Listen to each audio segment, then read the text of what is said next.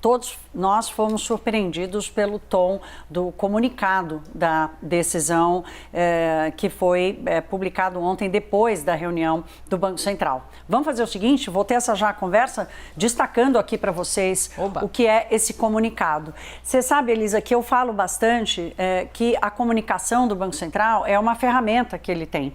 O juro é a principal delas, mas a comunicação é extremamente importante. Não é à toa que nos Estados Unidos, na Europa, o presidente do Banco Central, ele seja responsável e acaba atendendo a imprensa e fala bastante depois de uma decisão dessa, exatamente para tentar dirimir o máximo de dúvidas sobre a postura do Banco Central. Então, a comunicação como ferramenta.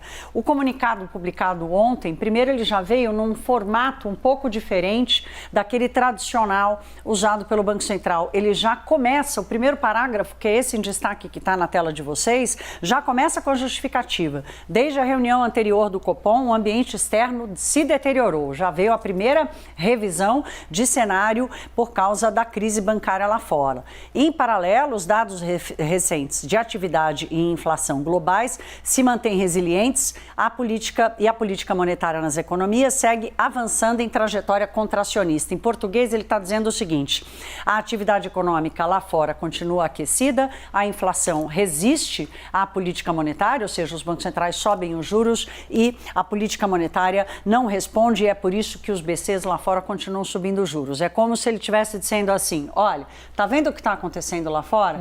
Num ambiente em que a inflação assusta, lá fora estão subindo o juro. Vou trazer outros destaques dele aqui, porque ele vai trazendo a justificativa por ter mantido a taxa de juros, e aí ele faz a ponderação. Ele diz, olha, a reoneração dos combustíveis reduziu a incerteza dos resultados fiscais. Aqui tem um aceno à política fiscal de Fernando Haddad, quer dizer, foi um alívio para os gastos públicos, mas é curto prazo. Aí ele chama para conjuntura de alta volatilidade, tanto nos mercados quanto das expectativas para a inflação, que é esse termo que a gente usa bastante aqui, desancoradas, e que a gente viu acontecer no último relatório Focus, que lá no longo prazo, até 2026, a expectativa para a inflação passou a subir nos últimos meses, e uma atenção maior na condução da política monetária.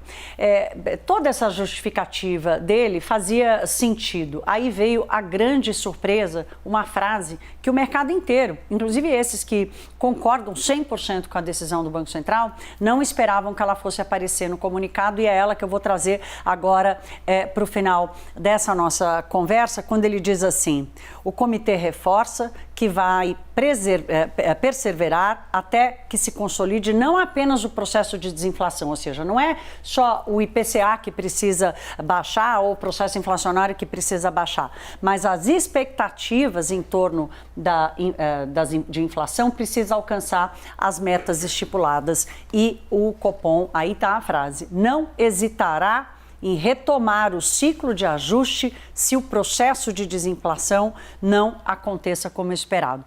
Essa última frase aqui é que foi considerada a grande ameaça do Banco Central. Ela está presente nos comunicados das decisões passadas, 2 ou 3 decisões, mas agora ela foi considerada um pouco desnecessária, porque a taxa de juros já está num terreno muito contracionista. Veja, o Banco Central conta então com os juros, com a comunicação e com o efeito daquilo que ele já fez.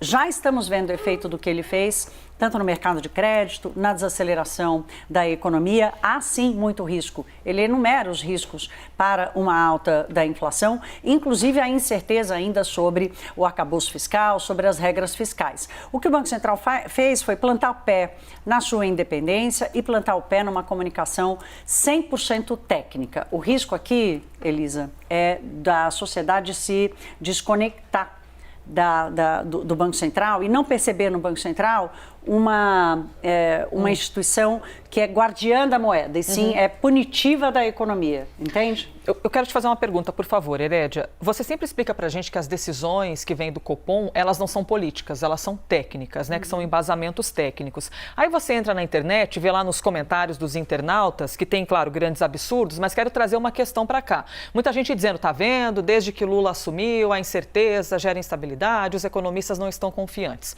Tem um efeito Lula aí mas se tem, não é política a decisão? Isso fica um pouquinho complexo às vezes de compreender. Olha, a política ela está presente sempre, né? Não tem jeito. O que o Banco Central tenta fazer é sobre os fatos. Realmente não há uma política fiscal ainda clara e ali possível de ser analisada do governo federal. A expectativa era que ela fosse anunciada essa semana, passou para abril. Então, o Banco Central trabalha com informação que ele tem. Com informação que ele não tem, ele tem que ponderar. Então, é óbvio que tem uma resistência, a gente pode entender uma resistência política do Banco Central, não sobre o que pensa o governo, mas sobre a obrigação do BC, num regime em que ele é independente, de colocar exatamente o que ele vê e o que ele tem de informação para tomar a decisão dele. Eu acho que é um pouco por aí.